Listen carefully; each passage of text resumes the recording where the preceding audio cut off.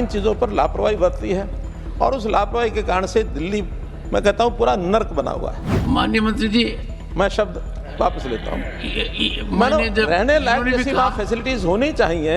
और एक बड़ी विचित्र बात है, अंग्रेजी में यदि उसी शब्द का उपयोग करें तो वो पार्लियामेंट्री है, और हिंदी में करें तो अनपार्लियामेंट्री है। ये मैंने क्या था, भाव से होता है। Honourable minister to reply the discussion. माननीय मंत्री जी, आपका जवाब। उपसभापति महोदय, की जो घटना हुई 27 तारीख की रात्रि को, इसके ऊपर बहुत सी गंभीर चर्चा इस सदन में हुई है। वास्तव में बहुत दुखद घटना है और इस दुखद घटना में 3 जो बहुत ही होनहार छात्र अपनी जान गंवा बैठे, अब उनके प्रति मैं भी अपनी भावनाएं, उनके परिवार के भावनाओं के साथ सम्मिलित करता हूं, उनको अपनी ओर से श्रद्धांजलि देता हूं। श्रेया यादव उत्तर प्रदेश से हैं, अम्बेडकर नगर ज़िले से। तान्या सोनी तेलंगाना से हैं। नेविन डेल्विन केरल से हैं। तो ये एक बहुत ही लॉस हुआ, irreparable loss to the families and the nation. इस घटना के बारे में जो जानकारी मिली है, अब ये घटना हुई है, इस घटना में बचाव कार्य भी जो संबंधित एजेंसीज हैं उन्होंने किया है और 28-29 नौजवानों की जान बचाई गई है। बहुत भयंकर घटना, और बेसमेंट में पूरा पानी भर जाने के बाद उन लोगों को एनडीआरएफ ने, दिल्ली पुलिस ने और भी जो एजेंसीज थी, उसमें एमसीडी के लोग भी रहे होंगे, बाकी भी सब, उन्होंने बचाव कार्य किया। अब इस घटना के बारे में आखिर कोई ना कोई जिम्मेदारी तो फिक्स करनी होगी। आखिर ये घटना हुई है तो क्यों हुई है? घटनाएं कई प्रकार की हो जाती हैं, कुछ नेचुरल हैं, उसमें शायद जिम्मेदारी फिक्स करना बड़ा कठिन होता है।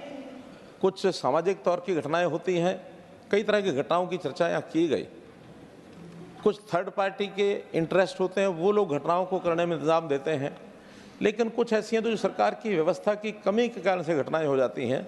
मैं समझता हूँ ये सरकारी एजेंसीज जो होती हैं, उनकी जो कमी रह जाती है, उसके कारण से जो घटना हुई, उसमें से एक ये घटना है। क्योंकि जिस बेसमेंट के अंदर ये कोचिंग सेंटर चल रहा था, आखिर तो उसकी परमिशन ये किसी ने दी कि नहीं दी।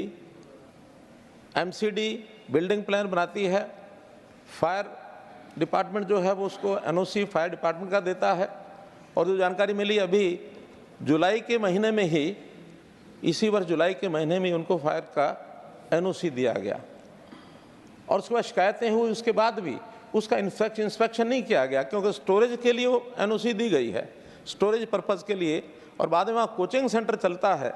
तो बहुत अनुमान लगाने में कठिनाई नहीं होनी चाहिए कि कभी भी इस प्रकार के स्थान पर, ऐसे कोचिंग सेंटर में, और कोई घटना ही इस प्रकार की हो सकती है।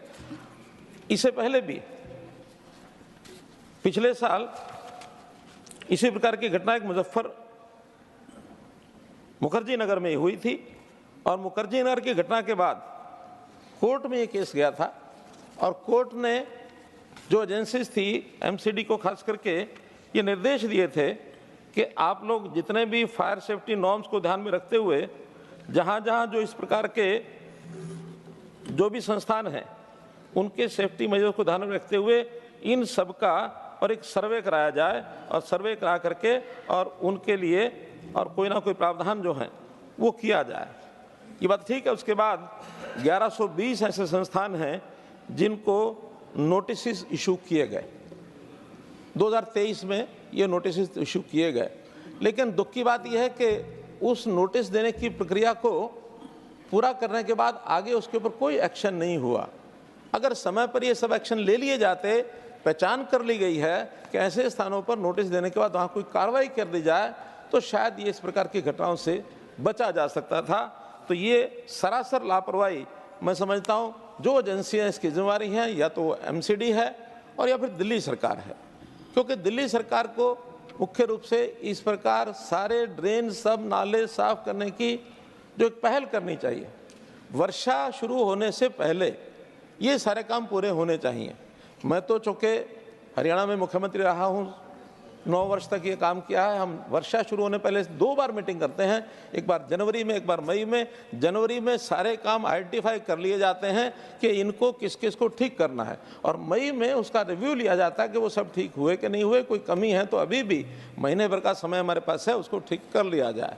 लेकिन ये नाला जिसके बारे में 40 वर्ष पुराना ये नाला है, और इस 40 वर्ष पुराने नाले में और इसकी जो गहराई है वो भी कई फुट बताई गई है, शायद 15 से 20 फुट की गहराई होगी, और ये एक दिल्ली शहर के बीचों बीच का ये नाला है।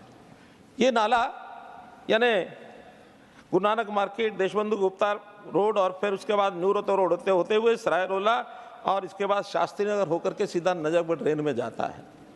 एक बीचों बीच पूरे शहर का एक ये मलबा या इस प्रकार का पानी, स्टॉर्म वाटर, ये सब ले जाने के लिए उसमें है।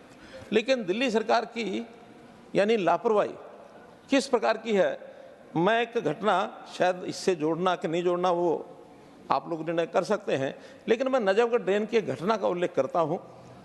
गुरुग्राम में एक नजफगढ़ झील है, और उस झील का पानी इसलिए वहाँ इकट्ठा हो जाता है कि नजफगढ़ जो ड्रेन है, नजफगढ़ एरिया के आने के बाद उसकी सफाई ही नहीं की जाती। दिल्ली ये सोचते हैं कि वहाँ सफाई करने का हमको क्या लाभ है, हम सफाई करेंगे तो अगर डूबेगा तो हरियाणा डूबेगा, गुड़गांव डूबेगा। गुरुग्राम का वर्षा के दिनों में 3000 एकड़ पानी वहाँ फैल जाता है। मैंने बहुत रिक्वेस्ट की दिल्ली सरकार के लोगों को उस समय कि इस नाले के नजफगढ़ ड्रेन की सफाई कराई जाए। 1 साल उसमें कोई काम नहीं किया गया। अंतोगत्वा मुझे केंद्र सरकार के डिपार्टमेंट और एलजी साहब को भी निवेदन करना पड़ा कि कोई इसका करिए, हमारे यहाँ गुड़गांव में डूब रहा है गुड़गांव। और ककरोला से आगे नजफगढ़ यानी यमुना नदी तक 5 मीटर का स्लोप है इस नजफगढ़ ड्रेन का, और वो 5 मीटर के स्लोप में पूरी गाद भरी हुई, और आखिर में जब एक ज्वाइंट कमेटी बनी केंद्रीय सरकार की सहायता से मिल करके 20,000 टन ये मलबा उसमें से हमने निकलवाया। यानी ज्वाइंट एफर्ट तक किया। कोई काम अगर करने के लिए ठान ली जाए तो हो जाता है। तो ऐसा दिल्ली सरकार इन चीज़ों पर लापरवाही बरतती है, और उस लापरवाही के कारण से दिल्ली, मैं कहता हूँ, पूरा नर्क बना हुआ है। ये तो एक दिल्ली का सब तरफ, क्योंकि माननीय मंत्री जी, दिल्ली नर्क जैसा बना हुआ है। माननीय मंत्री जी, चलिए ठीक है माननीय मंत्री जी, मैं शब्द वापस लेता हूँ। मैंने जब रहने लायक उन्होंने भी जैसी कहा- वहाँ फैसिलिटीज होनी चाहिए। आखिर सिविल एमिनिटीज इसको कहते हैं। सिविल एमिनिटीज का मतलब है कि नागरिकों को कैसे सुविधा हो रहने की, ये काम सरकारों का है, और ये सरकारों का काम एक बटे हुए। सेकंड, और एक बड़ी विचित्र बात है, अंग्रेजी में यदि उसी शब्द का उपयोग करें तो वो पार्लियामेंट्री है, और हिंदी में करें तो अनपार्लियामेंट्री है। ये मैंने क्या था, भाव से होता है। कुल मिलाकर के ये जिम्मेदारी, जैसा मैंने बताया कि बिल्डिंग प्लान की परमिशन ये एमसीडी द्वारा दी जाती है। फायर का जो एनओसी है वो फायर डिपार्टमेंट को दिया जाता है, जो अगेन दिल्ली सरकार का एक हिस्सा है। और इस सारी जो लापरवाही हुई है, इसमें ज़रूर इसको फिक्सअप करना चाहिए कि किसकी जिम्मेदारी है, किसकी लापरवाही है, उनको इसको ठीक करने के लिए। और जो एफआईआर हुई है उसमें और संबंधित जो डिपार्टमेंट है या जो लोग हैं जिनके नाम उसमें और जोड़े जा सकते हैं, उनको जोड़ना चाहिए। और मैं तो यही कहूँगा कि ये कृत्य इस प्रकार के और कहीं ना हो, ऐसी लापरवाही कहीं ना हो, लोगों का जीवन सुरक्षित कैसे रहे, इसके लिए ज़रूर मैं कुछ सुझाव देकर के अपनी बात समाप्त करूँगा।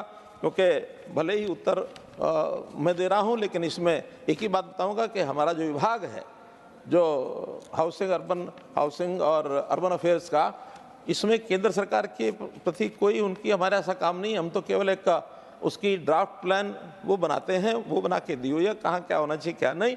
लेकिन उसके बाद आगे बिल्डिंग्स बनाने का काम वो सारा एमसीडी का वो सब होता है, दिल्ली सरकार का होता है। उनको इसमें लापरवाही नहीं बरतनी चाहिए। मेरे इसमें कुछ सुझाव ये हैं कि केवल प्लान बना करके ना छोड़ दिया जाए, बिल्डिंग प्लान बना करके, बल्कि समय समय पर उसको जांच भी करनी चाहिए कि जो हमने परमिशन दी है, क्या वो बिल्डिंग या जो फायर डिपार्टमेंट की ओर से जो परमिशन दी गई है उसको जांच करके कि क्या वो चीज़ें चल रही कि नहीं चल रही है। आखिर 4 जुलाई को ये जो परमिशन दी गई है 9 जुलाई को फायर डिपार्टमेंट की ओर से, तो 9 जुलाई को भी इंस्पेक्शन तो फायर डिपार्टमेंट ने किया ही होगा। हो सकता है उस दिन वहाँ कोचिंग सेंटर बंद किया हो तो भी उसको आगे पीछे उसके, और फिर उसके बाद जैसे बताया गया कि उसकी शिकायत भी की गई है, वहाँ पर पार्षद को शिकायत की गई, एमसीडी को शिकायत की गई कि वहाँ कोचिंग सेंटर चल रहे हैं, उसके बाद भी उसका कोई निरीक्षण जो है नहीं किया गया।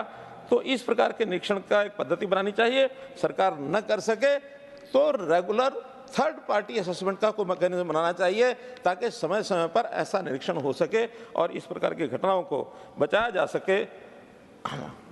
इसी प्रकार डिजास्टर की ऐसी ट्रेनिंग भी ज़रूर होनी चाहिए। घटनाएं दुर्घटनाएं होती हैं, लेकिन डिजास्टर मैनेजमेंट भी अगर मजबूत हो तो शायद जैसे बाकी छात्रों के जीवन को बचा लिया गया, थोड़ा सा और मजबूत होते हमारा डिजास्टर डिपार्टमेंट का सिस्टम, दिल्ली के प्रदेश का भी होता है, सेंटर का भी होता है, सभी इसको और मजबूती से काम करें और ख़ास करके जहाँ कोई कमी पाई जाती है उसको अगर रद्द भी करना पड़े करें कि जो पता लग रहा है कि जिस भवन में वो कोचिंग सेंटर चल रहा है वहाँ जो नाला है वो नाला उस पर्टिकुलर स्थान के ऊपर बॉल टाइप है और नीचे से इतना गहरा है कि वहाँ पानी आके रुकता ही रुकता है, और वो पानी जब रुकता है तो उसका फ्लो जो है वो थोड़ा धीमे होता है, और वहाँ खास करके जब ट्रैफिक चलता है, क्योंकि मैंने भी राजेंद्र नगर में कई बार ऐसा देखा, वर्षा के दिनों में 2-2 फुट पानी ओल्ड राजेंद्र नगर में हो ही जाता है।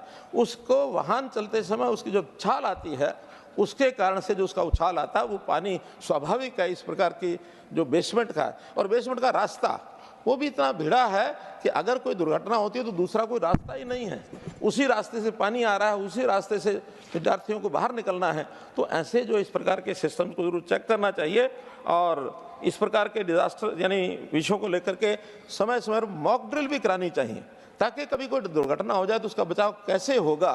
तो ये सामान्यतः जो चीज़ें हैं अगर हमारी सरकारें इसके ऊपर काम करेंगी तो मैं निश्चित रूप से कह सकता हूँ कि आगे इन घटनाओं की पुनरावृत्ति को रोका जा सकता है। सदन में इस प्रकार की चर्चा जो हुई, मैं सदन के सभी सदस्यों का बहुत बहुत आभार प्रकट करता हूं कि ताकि आगे इस प्रकार की समस्या ना आए। हमसे जुड़े रहने के लिए हमारे YouTube चैनल को सब्सक्राइब करें और नई वीडियो की नोटिफिकेशन के लिए बेल आइकॉन को दबाएं। अगर आप ये वीडियो Facebook पर देख रहे हैं तो लाइक जरूर करें और ज्यादा से ज्यादा शेयर करें। धन्यवाद।